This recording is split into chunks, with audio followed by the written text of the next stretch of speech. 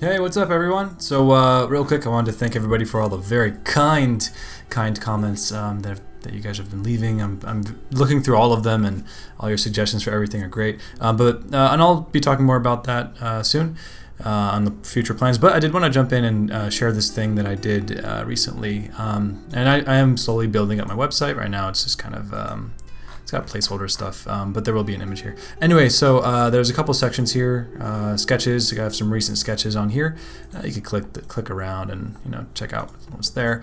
But the thing that I wanted to share with you guys is a portfolio thing. It's a chart regarding character design.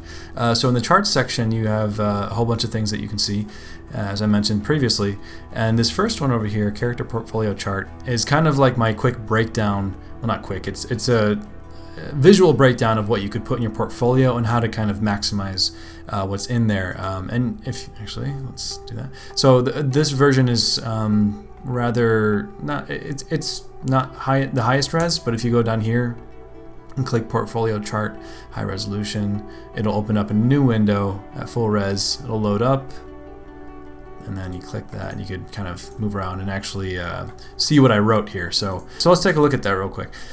So here's the file opened up, and I wanted to kind of go through all the categories and talk about what each one is. And it's pretty simple, right? So if you're making a character design portfolio and you want to have the most effective and optimal portfolio, I think you should have something from probably each one of these categories, and we'll talk about each one here. And the first category is, I think, somewhat important to a pretty high degree, and that's sketches, right? So you have pages of sketches that show that you're, like an artist. You're thinking through designs. It doesn't have to be anything major, and it's, art directors love seeing this stuff, and it proves that you can draw and not just paint. I'm actually recently I met up with an art director, and he was talking about certain portfolios that look like they might be promising, but they don't really have too much drawing, and all they have really is a bunch of shiny ArtStation looking, I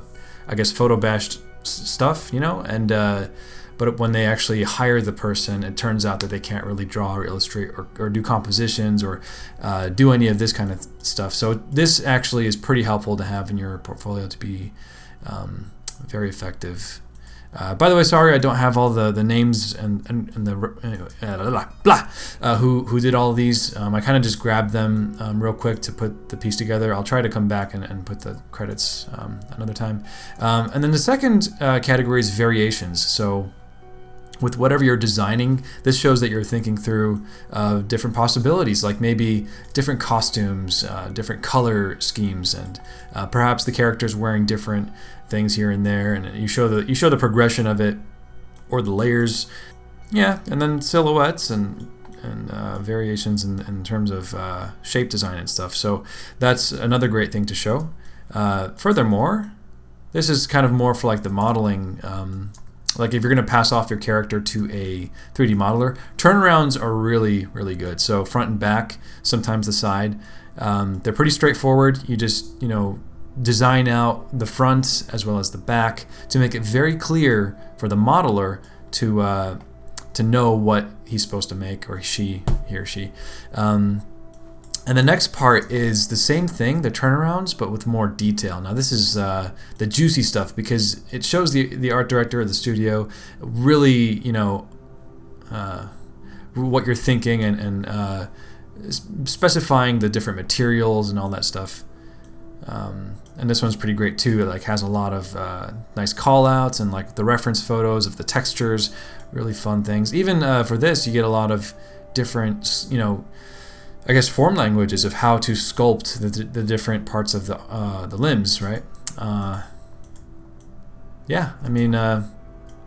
It shows off a lot of your thinking ability. So, and from there, I think this starts to get a little bit more fun, and that's going to be expressions, poses, and movements, right? And this first one here is by Loish, and it shows the personality of your character, the full range of emotions, smiling, laughing, yelling, screaming, and then movements. What does the character look like when they're doing their thing, whatever archetype they might be.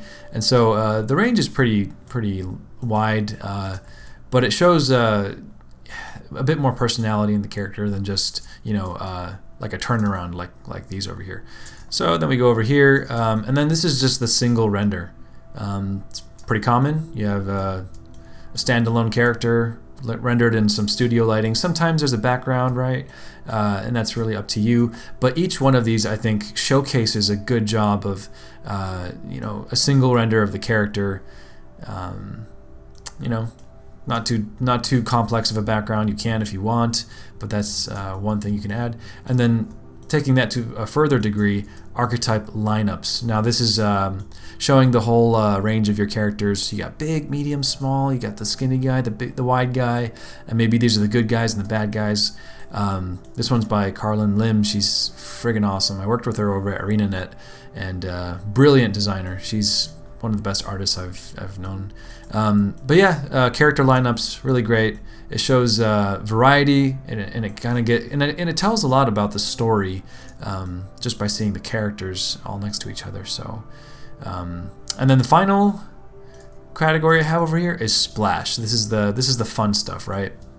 And it's not by the way, just as a disclaimer, just because I have all these categories, it doesn't mean you have to have things from everything here for your portfolio. But this tends to be the stuff that's gonna showcase your character in a action scene or whatever the character might be, to show the storyline or kind of the feel and the mood of the character for the game or the movie or whatever it might be. It tends to be dynamic, but also you can do pretty much, well, the idea is that this is good enough to put on your wall, right? This is the kind of stuff that makes the viewer excited about the IP, the story, the character, the costume, the weapons, whatever it might be, and it's like wallpaper worthy, right? So having said that, there's all of these categories that I think are pretty useful to have. Now you might say, well, I only want to do splash art and maybe a couple turnarounds. That's perfectly fine, right? And it just, I think for me, the most optimal scenario would be to have lots of sketches, maybe like a couple pages of variations. I personally don't like doing turnarounds. I had to do them when I was at ArenaNet doing character design. It's not my favorite, but it is valuable to have, and it shows that you're willing to do the damn thing. Me personally, I love pages like this where you have the expressions and stuff.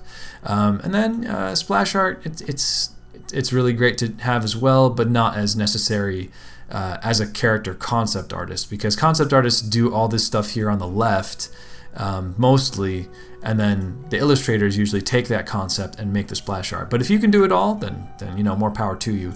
So yeah, I just wanted to share that with you guys, and hopefully that's helpful. Maybe you're developing a portfolio right now, and I was thinking about doing another one for like environments or architectural design, that kind of stuff, for landscapes and whatnot. Yeah, hopefully that helped, and let me know what you think in the comments, and hopefully that was I already said that, Ahmed, stop repeating yourself. Anyway, yeah, thanks for watching, and I'll see you next time.